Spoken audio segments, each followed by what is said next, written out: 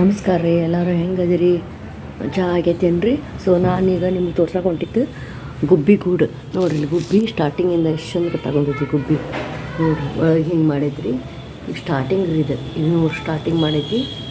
So next ಹೆಂಗೆ ಮಾಡ್ಕೊತ ಬರ್ತೀನಿ ನಿಮ್ಗೆ ತೋರಿಸ್ಕೊತ ಬರ್ತೀನಿ ರೀ. ನೋಡಿರಿ, ಫುಲ್ಲು ಸ್ಟಾರ್ಟಿಂಗಿಂದ ಮಾಡೋ ಹೊಂತೈತಿ.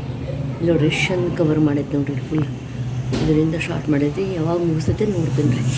ನೋಡಿರಿ ಎಷ್ಟು ಚಂದ ಗುಬ್ಬಿ ಗೂಡು ಕಟ್ಟಾಗೊಂಡೈತಿ.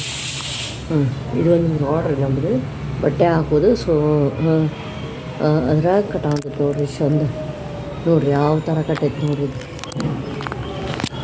ಅಲ್ಲ ನೋಡಿರಿ ಎಷ್ಟು ಚಂದದೆ.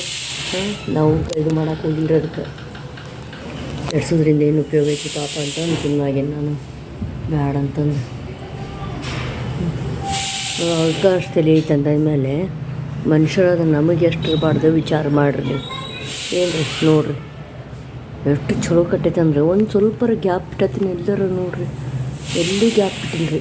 ನೋಡ್ರಿ ಇಲ್ಲಿ ನೋಡ್ರಿಪ್ಪ ಈ ಥರ ಎಲ್ಲ ಪಕ್ಷಿಗಳಿಗೂ ಎಷ್ಟಿದು ಅಲ್ಲ ಶೆಕೆ ಅಲ್ರಿ. ಈಗ ಈ ಥರ ಗೂಡುಗಳು ಎಲ್ಲಿ ಬೆಚ್ಚಕ್ಕೈತೆ ನೋಡ್ತಿರ್ತಾವೆ ಪಾಪ ಗಾಳಿಗೆ.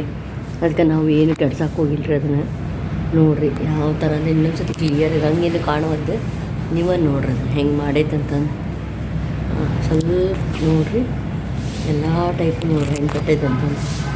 ಈಗ ಪಕ್ಷಿಗಳಿಗೆ ನೀರು ಇಡ್ಬೇಕು ನೀವು. ಎಲ್ಲಿ ತಂಪು ಬರ್ತೈತೆ ಅದಕ್ಕೆ ಒಂಚೂರು ತಂಪು ಮಾಡಿಕೊಡ್ಬೇಕು ನೀವು. ಏನು ರೀ ಸ್ವಲ್ಪ ಇದು ಮಾಡಿಕೊಡ್ಬೇಕು ನೋಡಿರಿ ಪಕ್ಷಿಗಳಿಗೆ.